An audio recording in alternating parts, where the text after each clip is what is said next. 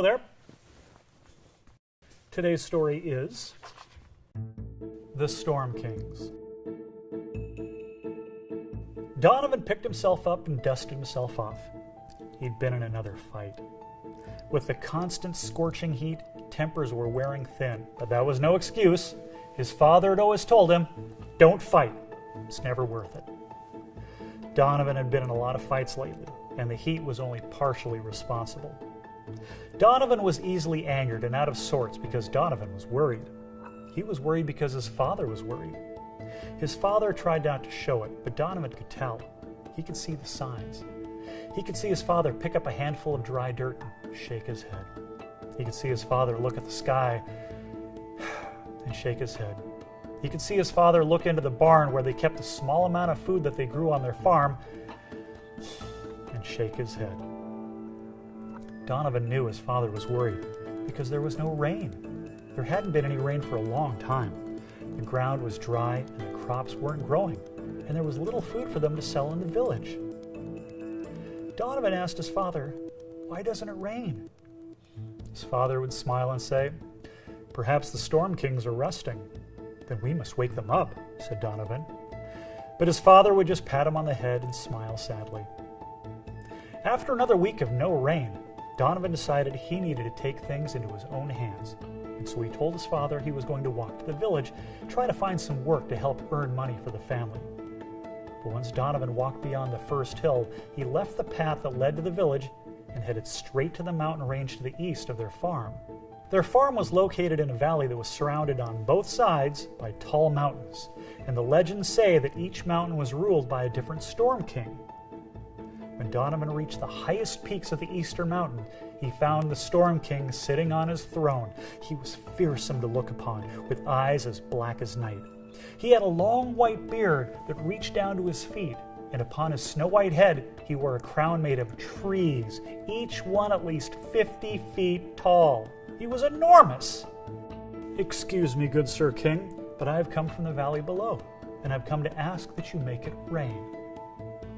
The Storm King looked down upon Donovan like he was a bug and simply said, "No."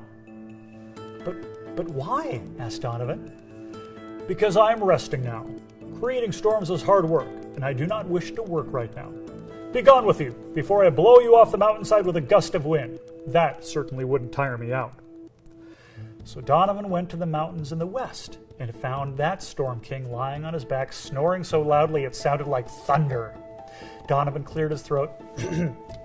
"Excuse me, good Sir King." The Storm King's eyes fluttered, and he sat up, looking around to find what woke him. He was just as terrifying to look upon as the Storm King from the east. He had fiery eyes and braided pitch-black hair that was so long it hung down before wrapping around his waist several times like a belt. His hands were as large as Donovan's barn, and when the Storm King opened his mouth, Donovan saw crooked brown teeth, each as big as Donovan himself. "What do you want? Why have you woken me?" said the Storm King.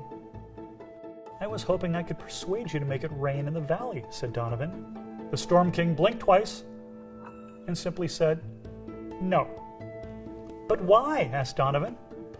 The Storm King yawned a magnificent yawn that shook the rocks and trees around him. "Because I do not wish it to rain. I'm enjoying the dry weather for the time being. Now be gone before I strike you with a lightning bolt." Donovan didn't need to be asked twice. He ran as fast as he could down the mountainside until he could run no more.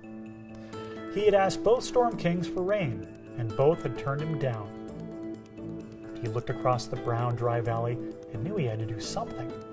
He sat down and thought, and thought, and thought. Finally, an idea came to him. He jumped to his feet and headed to the eastern mountains. He found the Storm King still on his throne and said, "Excuse me, good Sir King, but I've just been to the mountains in the west. And when I told the Storm King there that you would not make it rain in the valley, he said you would not do it because your storms are so weak it would probably only drizzle." "What?" bellowed the Storm King. "Why, any storm of mine would be twice as powerful as anything he could dream up." "Indeed," said Donovan. "That's precisely what I told him. In fact, I even went so far as to say that I bet he couldn't make it storm as hard as you." The Storm King growled at Donovan. "I know what you're playing at, boy. You're trying to pick a fight between me and the Storm King in the West. I will not play your games." Donovan hung his head. "You are much too wise for me, good Sir King. You have seen right through my plan. I am sorry for wasting your time. I will go back and tell the Storm King in the West that he was right." The Storm King slammed down his enormous fist and the ground shook. "Hold on, boy. What do you mean he was right?" Donovan said, "Well, it's just that the Storm King in the West said that you would come up with an excuse not to fight, that you're probably just not up for it." The Storm King pointed a long and terrifying finger at Donovan and said slowly, "I choose not to make it rain simply because I choose not to make it rain. And I choose not to fight because I choose not to fight. Besides, I'm a king with honor. When I fight, I never throw the first punch. I never start a fight, but I always finish it." Donovan bowed deeply. "You are truly a wise and powerful king. I know that you would never battle with the king in the West unless provoked, and I am sure he is much too frightened of you to want to get you upset. I bid you goodbye." And with that, Donovan scampered away. As soon as he made it down the mountain, he headed straight back over to the mountains in the west. He found the Storm King resting with his enormous feet soaking in a lake. Donovan stepped forward. "Good Sir King, I bring news from the Storm King in the east. I went to see if he would cause rain in the valley, and he said he would not because he didn't want to show you up, to make you look like you were sleeping on the job. That is very kind of him, don't you think, to not make you want to look bad?" "Look bad?" roared the Storm King. "I can whip up a storm that would make anything he crafted look like a spring shower." "That is precisely what I told him," said Donovan. "In fact, I even mentioned how powerful your lightning bolts are." "And what did he say to that?" asked the Storm King. "He said, I'm sure they are powerful. It's just too bad he has such lousy aim." "He said that, did he?" asked the Storm King. "Indeed," said Donovan. "He said that you couldn't hit a mountaintop with a lightning bolt if it was right there in front of you." "Ha! We'll see about that," said the Storm King. And he balled his powerful hands and he rubbed them together. Suddenly, a long bolt of lightning grew from his fists. It glowed with blue light that crackled in the night air. The Storm King pointed to the east and said, "You see that mountain peak in the distance, boy? Watch me strike it with one shot." The Storm King reached back, and he cast the bolt forward toward the peak. Back upon his throne in the east, the Storm King looked up just as a lightning bolt struck the mountain peak right above him. He jumped to his feet and stared angrily to the west. "So, you have thrown the first punch, have you?" And he raised his arms and he pointed to the skies. A dark swirling cloud formed above him and raced across the sky toward the mountains in the west. Back on the western mountaintop, the Storm King laughed. "It appears the king to the east doesn't approve of my excellent aim. He has sent a message my way." Donovan looked up and he saw the black swirling cloud heading their way. The Storm King raised his arms and an identical cloud formed above him and flew off. Above the valley floor, the two clouds collided with such force, boom, that a booming clap of thunder shook Donovan right off his feet, and he fell and he hit his head on a rock. Not badly, but enough to give him a dark bruise under his eye. The Storm King laughed heartily and was creating another bolt of lightning. "So you want to play, do you?" roared the king, and he sent the bolt arcing across the sky.